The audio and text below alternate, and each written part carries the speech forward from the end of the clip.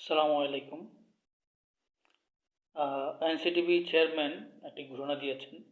সেটা হচ্ছে প্রথম থেকে তৃতীয় শ্রেণী পর্যন্ত নতুন কারিকুলাম আগেরটাই থাকছে এবং চতুর্থ ও দশম শ্রেণী থেকে 2012 সালের বাতিল হওয়া কারিকুলাম আবার চালু হতে যাচ্ছে এবং সেখানে স্থান পাচ্ছে মীর মুগ্ধ, মুগ্ধের গল্প, আবু সাঈদের গল্প অর্থাৎ গণ অভ্যুত্থানের সকল চিত্র এখানে প্রাধান্য পাচ্ছে।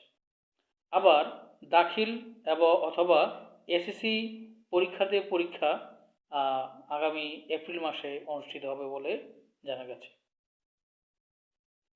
তবে জানুয়ারি মাসে আমরা যে বইটা পাচ্ছি তাতে অনেক ইতিহাস নতুন ইতিহাস রচিত থাকবে। শেখ হাসিনার সকল ইতিহাস বাতিল করা হয়েছে। ধন্যবাদ।